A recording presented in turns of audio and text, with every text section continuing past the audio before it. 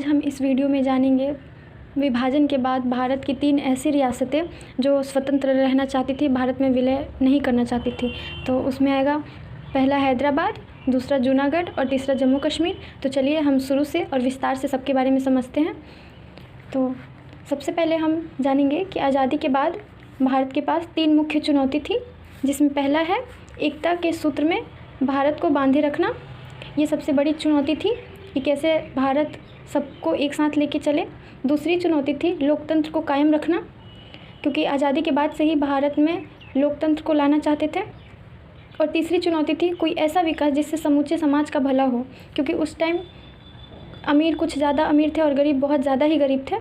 तो ये 3 चुनौती थी। और चौथी थी गरीबी और बेरोजगारी। विभाजन के समय अंग्रेज़ों ने 3 विकल्प दिए थे देशी रियासतों को। पहला कि वो भारत में रहना चाहे तो भारत में रहे, यदि वो पाकिस्तान में जाना चाहे तो पाकिस्तान में जाए, यदि वो स्वतंत्र रहना चाहे तो स्वतंत्र रहे। उस वक्त कुल 552 रियासतें थी, तो कोई भी राजा तो किसी के अधीन रहना स्वीकार नहीं करेगा। तो उस वक्त सरदार वल्लभ भाई पटेल ने ये जिम्मा उठाया कि सभी देशी रियासतों को भारत में मिलाया जाए। तो उस वक्त 549 रियासतें विलय के लिए मान गई, उन्हें मनाया। और 3 ऐसी रियासतें थी जो विलय नहीं करना चाहती थी, जिसमें पहला है हैदराबाद, दूसरा है जम्मू कश्मीर और तीसरा है जूनागढ़। तो हैदराबाद के शासक निज़ाम थे, जो कि इन्हें क्रूर शासक भी कह सकते हैं, वो थे। हैदराबाद की जो जनता थी वो भारत में रहना चाहती थी, और जो निज़ाम थे वो चाहते थे स्वतंत्र एक अपना देश बनाना। तो उस वक्त वो पॉसिबल नहीं था। आप मैप में देख सकते हैं कि ये जो भारत के एकदम बीचों बीच था हैदराबाद, तो ये किसी भी तरह से संभव नहीं था कि ये अलग देश बन के रहे।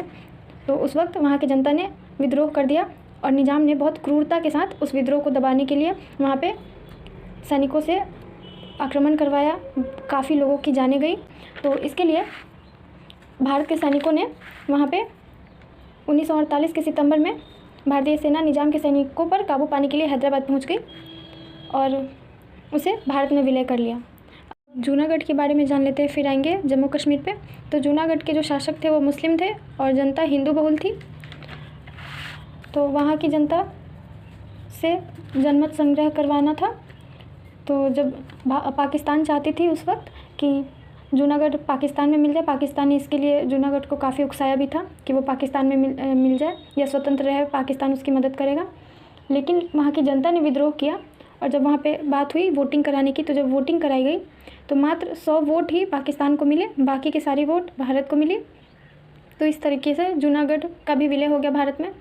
अब बारी आती है जम्मू कश्मीर की। तो यहाँ पाकिस्तान ने हैदराबाद और जूनागढ़ से ये सबक लिया कि हैदराबाद में जैसे सेना द्वारा वहाँ विलय करवाया गया, और जूनागढ़ में जनसंख्या बहुल थी, तो इस तरीके से भारत में विलय हो गया जूनागढ़ का। तो पाकिस्तान ने सोचा कि जम्मू कश्मीर में चूँकि ज़्यादा मुस्लिमों की संख्या थी और वहाँ के राजा हिंदू थे, तो उसे लगा था कि जम्मू कश्मीर पाकिस्तान के साथ मिल जाएगी। तो उसने आक्रमण करवाया जम्मू कश्मीर पे, जहाँ पे बहुत मारपीट भयंकर मची, वहाँ पे बहुत विद्रोह हुआ। और वहाँ के जो एक शेख अब्दुल्ला थे, जो जम्मू कश्मीर में लोकतंत्र लाना चाहते थे, ये जवाहरलाल नेहरू के बहुत करीबी भी थे।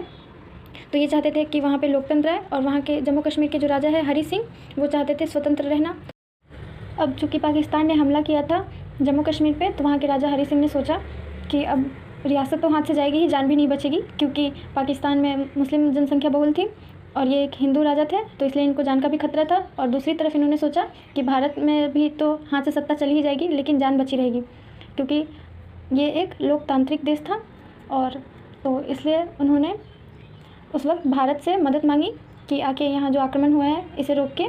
तो जब भारत मदद करना चाहती थी, तो उस वक्त जो माउंटबेटन थे उन्होंने भारत को रोका और कहा कि सबसे पहले उससे विलय पत्र पे हस्ताक्षर करवाया जाए, क्योंकि अभी जम्मू कश्मीर ने स्वतंत्र रहना स्वीकार किया है, तो वो एक अलग देश अभी है। और अगर जवाहरलाल नेहरू उसके मामले में हस्तक्षेप करते हैं तो ये होगा आंतरिक।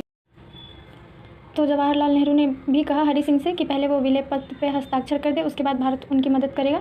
तो उस वक्त कहा जाता है कि हरी सिंह ने विलय पत्र पर हस्ताक्षर करके भेजा तो अपने ही खास चहीते व्यक्ति से, और कहा कि अगर सुबह तक ये खबर ना आए कि भारत की सेना ने जम्मू कश्मीर की मोर्चा नहीं संभाल लिया, तो मेरी ही बंदूक से सुबह मेरे उठने से पहले मेरी हत्या कर देना। लेकिन जैसे ही विलय पत्र पे हस्ताक्षर किया हरी सिंह ने, उसके तुरंत बाद भारत ने अपनी सेना को भेजा और वहाँ पे नियंत्रण किया। और तो इस तरीके से तीनों रियासतों का भारत में विलय हो गया। मैं आशा करती हूँ कि आपको ये वीडियो समझ में आया होगा और आपके लिए बहुत महत्वपूर्ण है। अगर आपको अच्छा लगे तो लाइक कीजिएगा। Thank you.